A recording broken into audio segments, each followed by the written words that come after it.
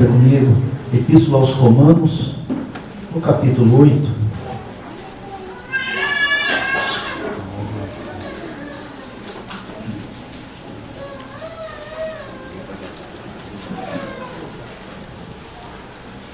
Epístola aos Romanos, capítulo 8, a partir do versículo 35, amados. Aleluia. Acharam, amados? Amém? Quem nos separará do amor de Cristo? A tribulação, ou a angústia, ou a perseguição, ou a fome, ou a nudez, ou o perigo, ou a espada? Como está escrito, por amor de ti somos entregues à morte o dia todo, e fomos considerados como ovelha para o matador. Mas em todas estas coisas somos mais do que vencedores por aquele que nos amou. Porque eu estou certo de que nem a morte, nem a vida, nem os anjos, nem os principados, nem as potestades, nem o presente e nem o porvir, nem a altura, nem a profundidade, nem alguma outra criatura nos poderá separar do amor de Deus, que está em Cristo Jesus, nosso Senhor. Aleluia. Ainda, amados, 2 Coríntios, capítulo 4, versículo 16, 17 e 18. Capítulo 4, 2 Coríntios 16. Por isso não desfalecemos, ainda que o nosso homem exterior se corrompa, o interior, contudo, se renova de dia em dia. Pois a nossa leve e momentânea tribulação produz para nós eterno peso de glória, acima de toda comparação. Portanto, nós não nos atentamos nas coisas que se veem, mas nas que não se veem. Pois as que se veem são temporais, as que não veem são eternas. Amém? Podeis assentar, amados. Deus os abençoe. Amados irmãos,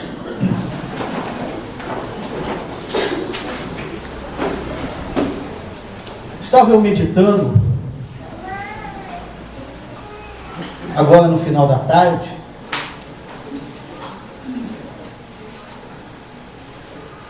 e quando eu meditava na palavra de Deus, eu pensava comigo em dois extremos, vamos dizer assim. Eu pensava na dificuldade que nós temos, muitas das vezes, em servir a Deus. Porque se eu perguntar aqui nesta noite, um a um aqui, perguntar, irmão passa a luta, todo mundo vai dizer aqui, muita. Irmão, passa dificuldade, todo mundo vai dizer aqui, muita, pastor. Cada um passa de uma forma, de um jeito. Alguns, às vezes, entram na dificuldade da área financeira. Outros, às vezes, entram na dificuldade numa área por uma calúnia, por alguma coisa. Outras vezes entram na dificuldade com um filho, com um parente. E é difícil nós encontrarmos um crente no momento que você chega para ele e fala assim, não, está mil maravilhas, não tenho com que me preocupar. Então eu pensava e raciocinava comigo assim nesse extremo. Como o crente passa dificuldade. Agora, o outro extremo em que eu pensava, em que eu meditava, eu pensava dessa forma. Mas como é bom servir Jesus. Aleluia.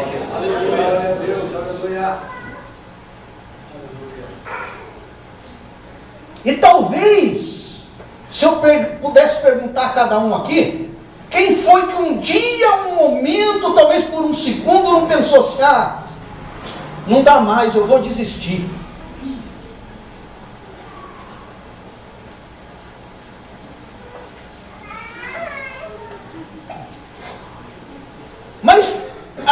impressão que eu tenho é que o crente, quando ele entra num processo de provação, após ele pensar, não dá mais, o crente ele consegue, irmão, arrancar às vezes forças e se levantar e às vezes se tornar um gigante, dizendo assim: olha, está difícil, mas eu vou passar por cima de tudo. Glória a Deus. É claro que alguns que às vezes no meio do caminho, por causa das dificuldades, às vezes param, distancia do alvo. Mas na maioria, nós vemos às vezes, irmãos, pessoas adquirirem forças, que quando nós vemos aquela situação daquela pessoa, e vemos aquela pessoa na igreja levantando a mão e adorando a Deus, nós pensamos assim: meu Deus, como que essa pessoa consegue?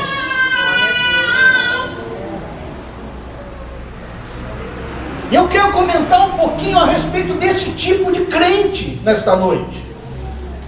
A respeito daquele crente, irmão, do servo e da serva de Deus, que consegue, apesar de todas as dificuldades, encontrar força para adorar e servir ao Rei dos Reis e Senhor dos Senhores.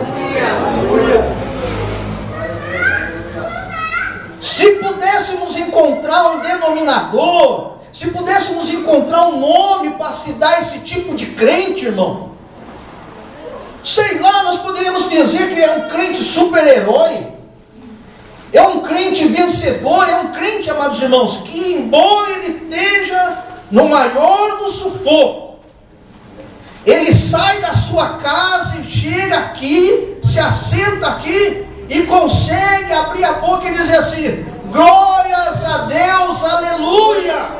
Glória a Deus. Glória. Aí eu começava a pensar comigo, dizendo assim: Senhor, se eu pudesse enxergar o mundo espiritual, se eu conseguisse ver, observar o mundo espiritual na hora que aquele crente está passando aquela dificuldade terrível, mas que ele sai da sua casa com todas as suas dificuldades, entra na igreja, dobra o joelho, ora, começa o culto, ele começa a prestar atenção no culto, ele começa a glorificar, ela começa a orar, daqui a pouco começa a levantar a mão e adorar, a lágrima começa a cair na presença do Senhor. Eu queria, irmãos, ver o mundo espiritual nessa hora, para poder contemplar a cara, o rosto do nosso inimigo, como que fica nessa hora. Porque eu tenho certeza que ele não consegue compreender de forma alguma o porquê que você passa tanta coisa, mas porquê que você ainda continua adorando o Rei dos Reis e o Senhor dos Senhores.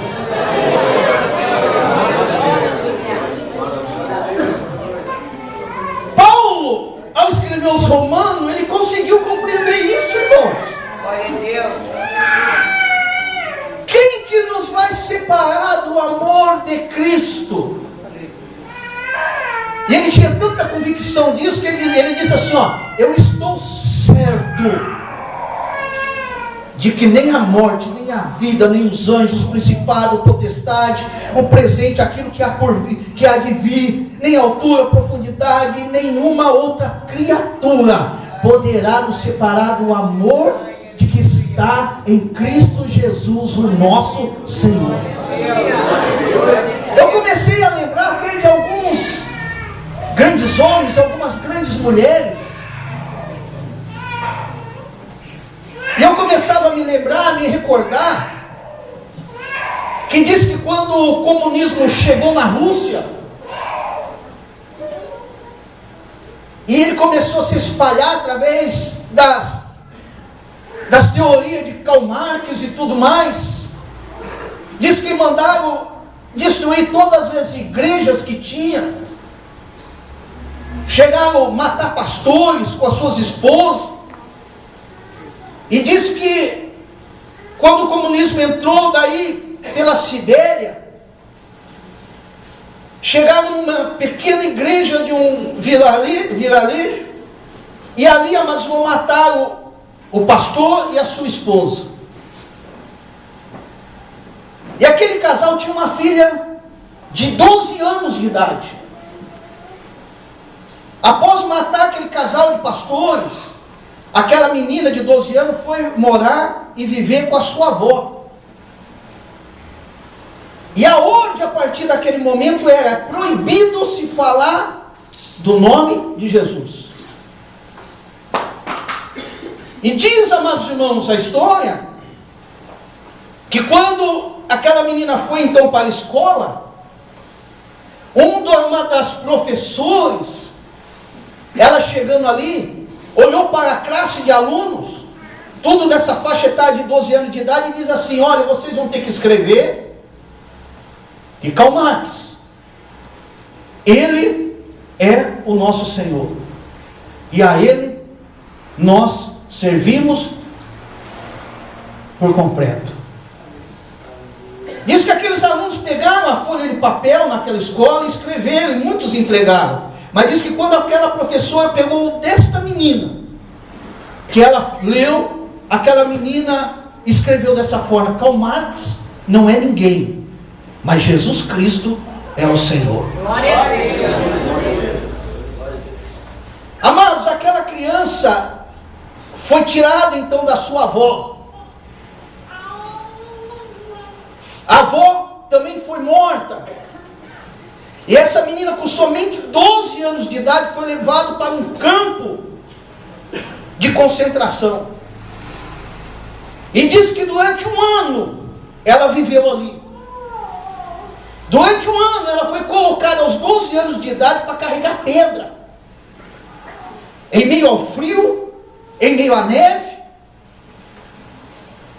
tendo por alimento somente uma ração de água e de pão, como todos os demais daquele campo de concentração.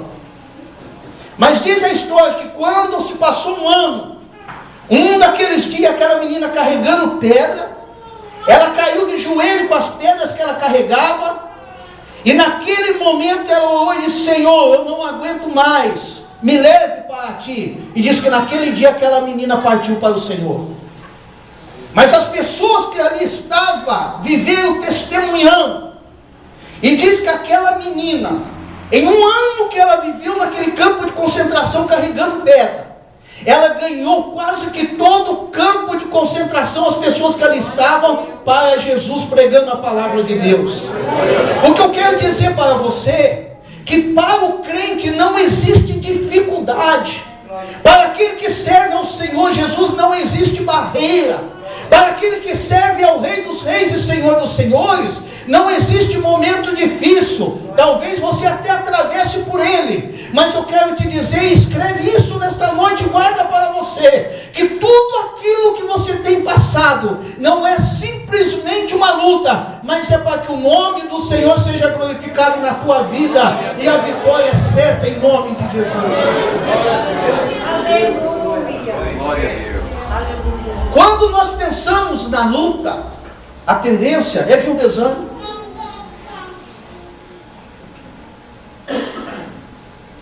Às vezes nós perguntamos: será que Deus não está vendo? Será que Deus não está sabendo da minha situação? Deus, Ele sabe, Ele conhece. Quer ver só uma coisa? Abre a tua Bíblia no livro de Êxodo.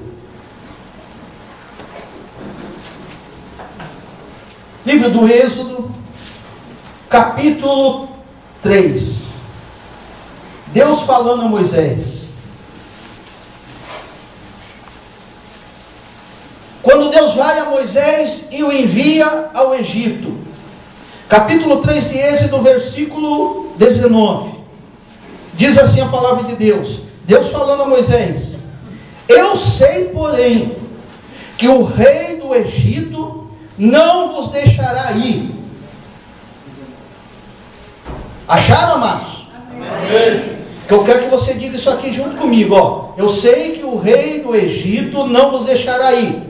Agora a Bíblia diz assim: a não ser por uma mão, por uma mão forte.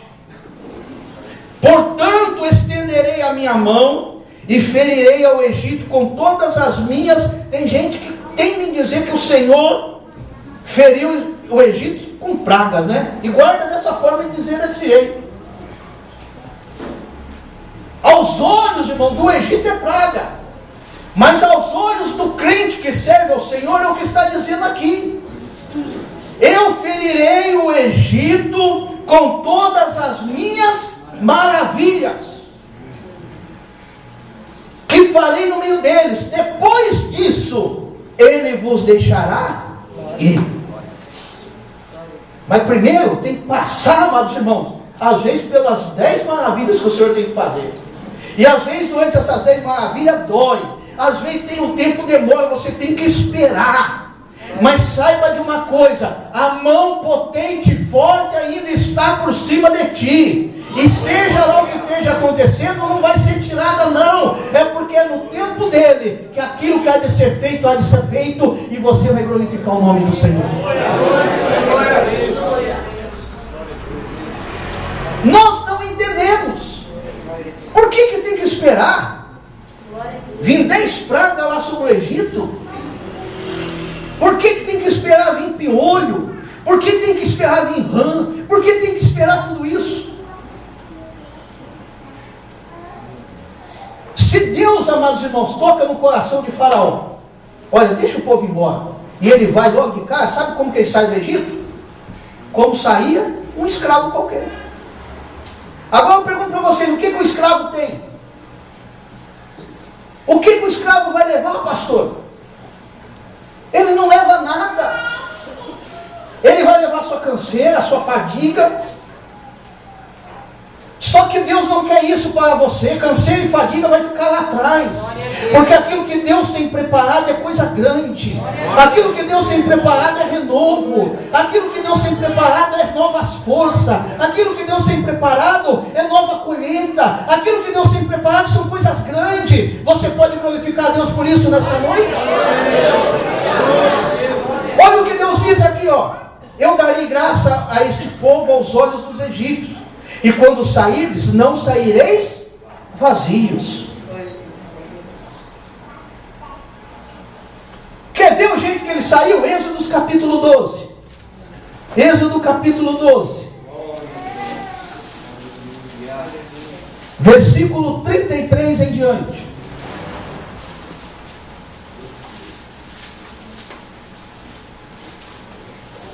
Os egípcios apertava com o povo, apressando-se em lançá-los fora da terra, pois dizia, se eles não forem embora, vão morrer todo mundo.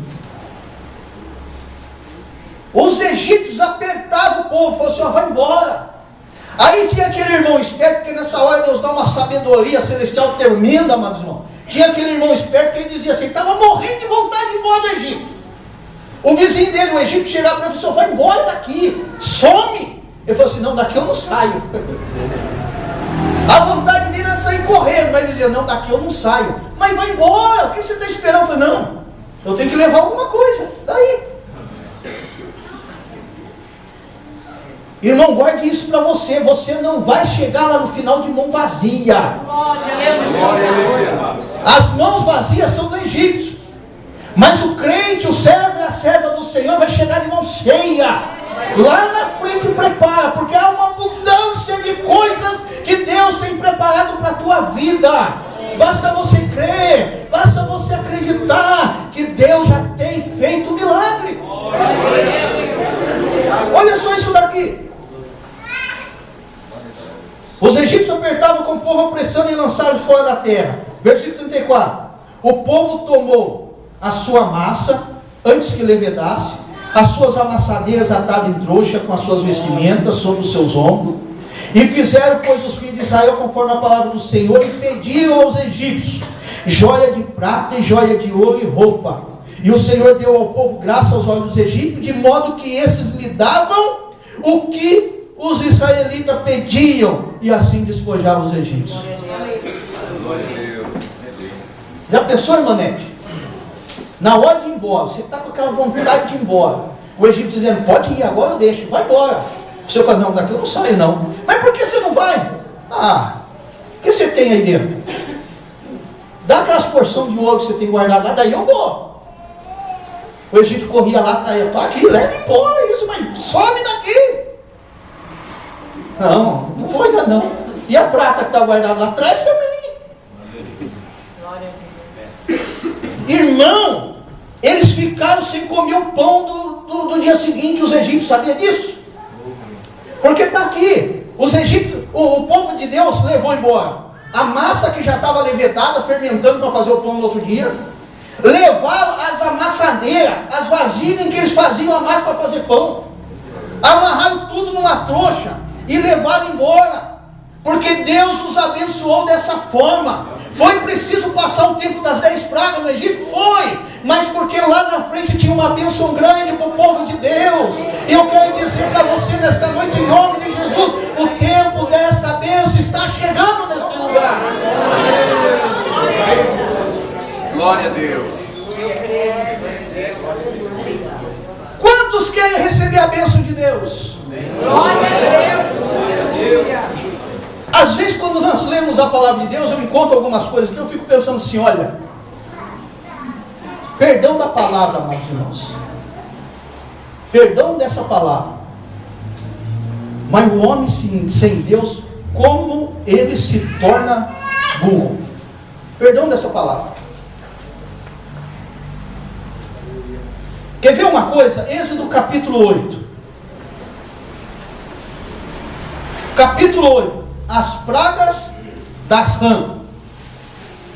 Como que foi a praga da rã? Duas coisas que eu vi essa semana. E preste atenção nisso e permita um culto de ensinamento hoje, permita-me dizer isso. Deus não abençoa crente preguiçoso.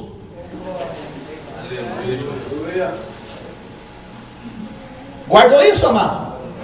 Deus não abençoa crente preguiçoso. Eu sempre tive em mente, pastor, que nas pragas da rã, Moisés foi lá no rio Nilo, que a gente conhece no Egito, o rio Nilo. Eu pensava, ele foi lá e tocou na água do Nilo e saiu rã, né? Irmão, eu vou dizer uma coisa. Eu não sei como que é essas rãs, mas existe rã e tem aquela perereca, não tem? Misericórdia.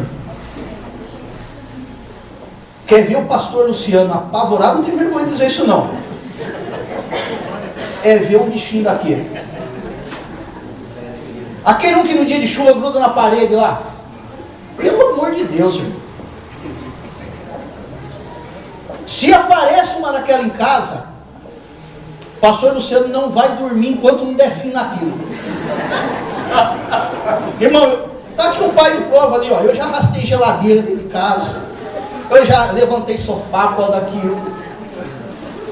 Agora aparece menos aqui. Antigamente eu lembro quando era pequeno. Misericórdia. Irmão, eu enfrento um leão se estiver aqui na frente, mas eu não vou por ali se tiver um bichinho daquele.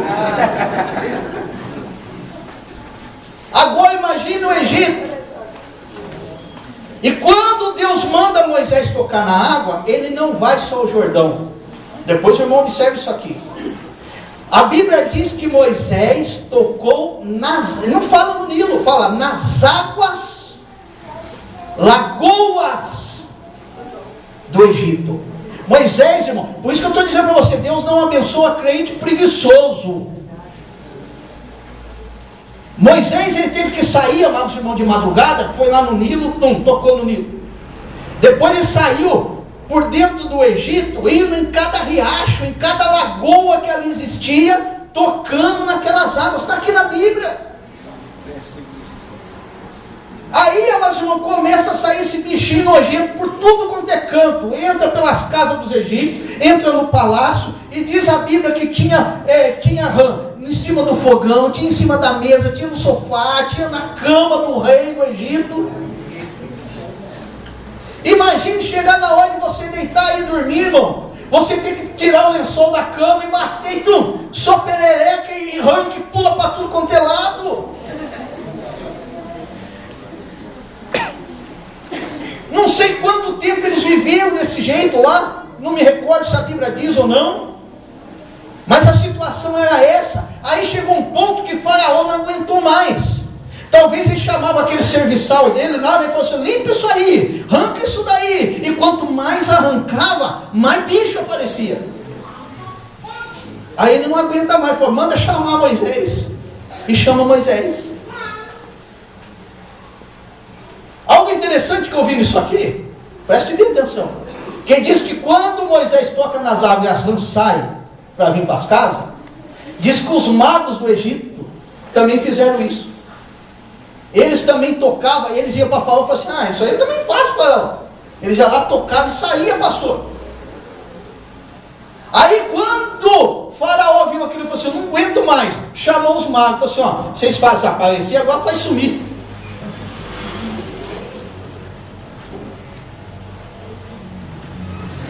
Guarde bem isso agora. Bênção ou a maldição? Quem dá e quem tira é somente Jeová. É somente Deus. Quando o Faraó chama aqueles magos do Egito lá, ele fala assim: tira as rãs daí. Eles vão lá e faz coisa, e faz outra coisa, e nada. Falou: então chama Moisés. Aí, veja bem, eu falei assim, que como o homem sem Deus se torna burro, né? Capítulo 8, versículo 8. Chamou Faraó a Moisés e Arão e disse: ora ao Senhor, para que tire as rãs de mim e do meu povo. Depois eu deixo ir o povo para que sacrifique ao Senhor. Aí Moisés respondeu a Faraó: digna-te dizer-me, quando é que eu devo rogar por ti, pelos teus oficiais, por teu povo, para tirar as rãs de ti, das tuas casas, de sorte que fique somente lá no rio? Disse Faraó: amanhã. Irmão, cadê a inteligência desse homem? Governador do Egito. O homem não está mais aguentando tanto de sapo, rã dentro de casa. Chega para Moisés e fala: pede para Deus tirar isso daí. Moisés fala assim: mas quando que você quer que faz isso? Em vez de dizer agora, amanhã. Eu imagino à noite esse rei, Faraó, mas uma hora que ele deitou na cama e lá e rã pulando para tudo quanto era, falou assim: mas peraí, que burrada que é essa que eu fiz? Eu deixei para amanhã o que eu podia ter feito hoje. Meu querido, a tua bênção é imediata, não espera amanhã não. O Senhor está aqui nesta noite dizendo que o que quer, me peça. Quando que você quer a tua bênção? Fala para Ele nesta noite: Senhor, eu quero agora, eu quero para ontem, eu quero para hoje. Não deixa para amanhã não. Recebe a bênção do Senhor onde você estiver aí. Levanta a tua mão e glorifica o Senhor. Deus tem uma bênção para a tua vida. Chamaço decando a lavatai. Glória a Deus. Às vezes, sabe o que acontece com o crente? Glória a Deus. Nós ficamos esperando, amados, aparecer alguém para guiar a bênção de Deus até nós. Não precisa isso. Não precisa vir ninguém guiar a bênção de Deus para você, não. Deus já te abençoou. Glória a Deus. Faça você no seu bairro, faça você na sua casa, faça você na sua rua. Você tem o poder de abençoar e de dar. Faça isso porque Deus já te abençoou.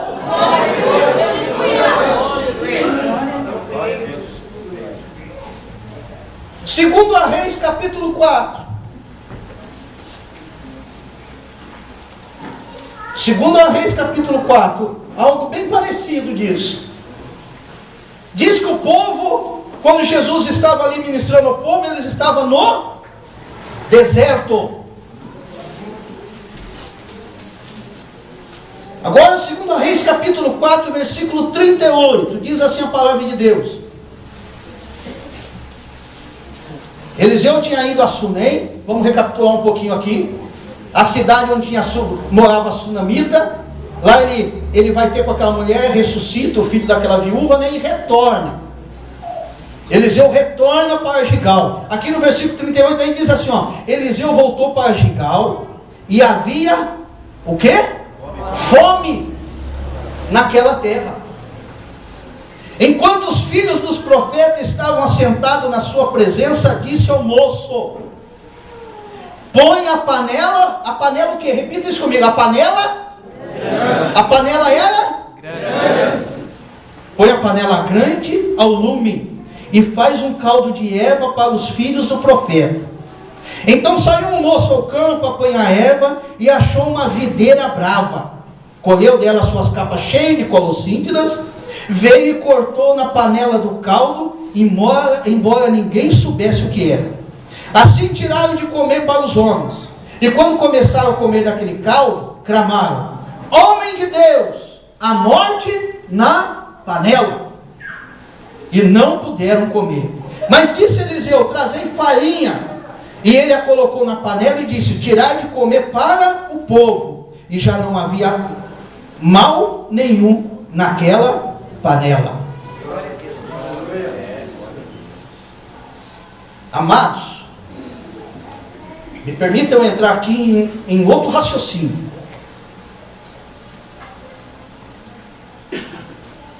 Tanto quando Jesus diz para os discípulos: dai vós de comer, quanto nessa passagem, não é só no sentido físico do alimento, mas principalmente no sentido espiritual da palavra.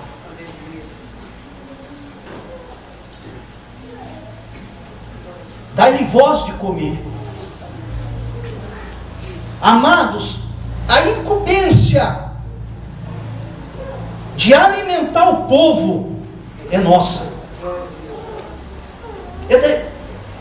É dos pastores, é do obreiro, é do líder, é da liderança.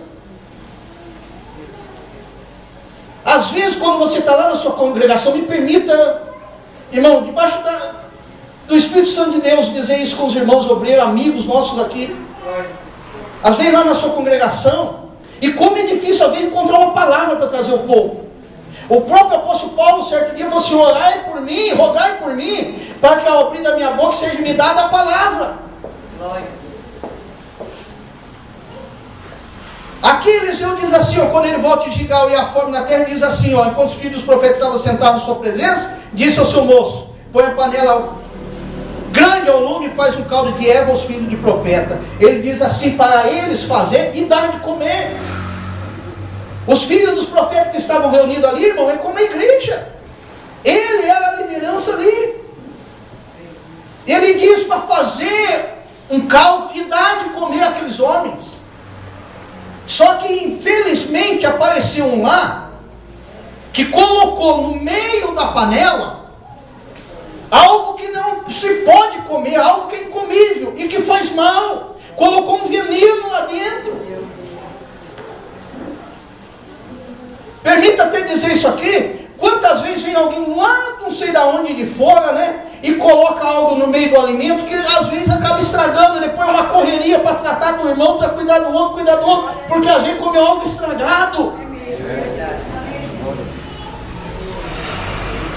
Mas eu quero, na autoridade do Espírito Santo de Deus, dizer aqui nesta noite: nesse lugar tem panela grande. Nesse lugar tem panela. E meu irmão, você que precisa dar de comer na sua congregação, vai lá na panela e tira e dá de comer, porque o Espírito Santo de Deus já te deu essa autoridade. Você, irmã, que tem que cuidar do ciclo de oração, que tem que cuidar das irmãs lá na congregação, dá você também de comer. Abre a boca e fala que Jesus te ama, que Jesus é o Senhor, e pronto, está resolvida a situação. Glória a Deus. Pastor Manuel José da Costa de Jaqueira um dia me disse assim, ele conheceu pessoalmente o pastor Daniel Berg. Ele me disse assim: Luciano, você tinha que ver aquele homem pregar. Ele não pregava. Às vezes, uma vez eu ouvi dar uma palavra para ele ministrar numa reunião de obreiros. Sabe qual era a mensagem dele? Ele pegou o microfone e, como sempre ele fazia, olhava para o irmão assim e falava assim: irmão, Jesus te ama. Irmão, Jesus te ama. E quando ele estava no culto, a mensagem dele era essa. Daí ele dizia isso 3, 4, 5 vezes, falava assim: quem quer aceitar Jesus? Uma multidão levantava a mão e aceitava Jesus. Não tem segredo não. Você já tem a panela grande no fogo. Distribui para a tua igreja, distribui para o teu vizinho, distribui para todo mundo, porque a panela é grande que está no fogo. Xalamaço de canga, labachai. Às vezes você está num problemão sério. problema aqui nessa passagem é o veneno na panela. E às vezes, irmão, não precisa você correr lá não e fazer muita reunião não. Muita reunião às vezes acaba atrapalhando. Pastor, me perdoa, porque foi para um lado aqui que misericórdia. Principalmente em congregações menores. Reunião, às vezes, não atrapalha mais ainda. Olha, meus queridos, me permitem dizer isso. Vocês têm o poder da palavra. Deus já deu, Deus já ungiu, Deus já consagrou a tua vida para isso. Chega lá e prega a palavra. E você vai ver o efeito que vai fazer.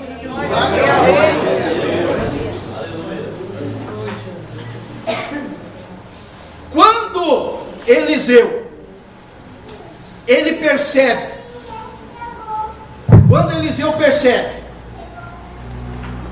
que havia algo errado na panela, quando Eliseu percebe que tinha algo errado na panela, vocês viram o que ele faz? Ele falou assim: traz o trigo lá, a farinha. A farinha é derivada do quê? Do trigo. O trigo na Bíblia Sagrada simboliza o quê?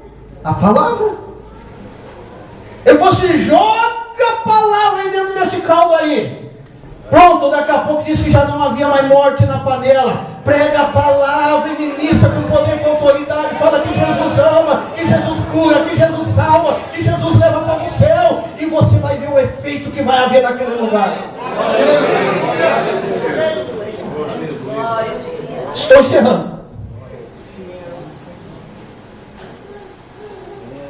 Agora, você pregar, você tem que procurar ver e pedir a Deus a sabedoria para saber aonde você pode atuar na palavra.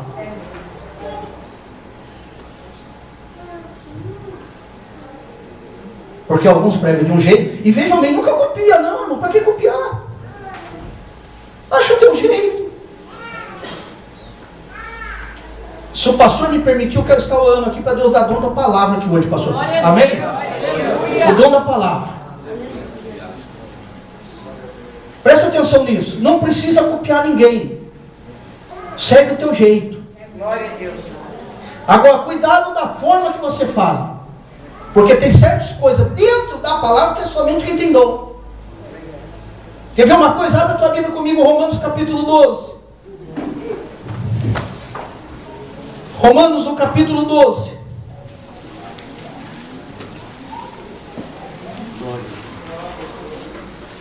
Vou encerrar com isso aqui, querido. Versículo 5. Versículo 4. Assim como em um só corpo temos muitos membros, mas todos os membros têm a mesma função. Assim nós que somos muitos, somos um só corpo em Cristo. Mas individualmente somos membros uns dos outros. Temos diferentes dons, segundo a graça que nos é dada. Se é de profecia, seja ela segundo a medida da fé. Quem recebe o dom da profecia, profetiza segundo a medida da sua própria fé. Se é ministério, isso aqui é um dom que você pode pedir. O dom de você poder ministrar, ensinar. Se é ministério, seja em ministrar. Se é ensinar, haja dedicação ao ensino. Quem gosta de ensinar, leia, busca, peça a Deus, busque informações, faça uma aula teológica, aprenda aquilo e consiga se capacitar para ensinar. Agora, versículo 8. O que exorta, use esse dom em exortar. Me permita, de baixo, irmãos, olha, os irmãos não sabem o quanto eu honro, o quanto eu quero bem cada um dos irmãos que está aqui. Mas exorte a tua igreja, exorte o teu povo somente se você tiver esse dom. Xalamaço de canta, alabaçu de raça.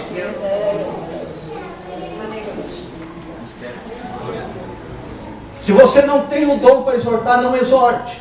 Você, irmão e irmã também que está me ouvindo aqui nesta noite, quer exortar o seu companheiro, a sua companheira, quer exortar o irmãozinho na mocidade, nas irmãs, só faça isso se Deus te deu este dom. Eita Deus, aleluia. É um dom. Você só pode exortar se Deus te deu esse dom. Porque se você não tiver esse dom e quiser mexer nessa ferida da exortação, você machuca, arranca a pessoa da igreja. Mas quando a pessoa, o crente, tem esse dom, pastores, ele exorta do jeito que for, o crente sente, leva a lambada e sai pulando de alegria, sorrindo, porque ele tem o dom de exortar. Exorte somente se Deus te deu este dom. Se Deus te deu, fala: Jesus é bom, e pronto, acabou. E você vai ver o efeito que vai acontecer lá naquele lugar.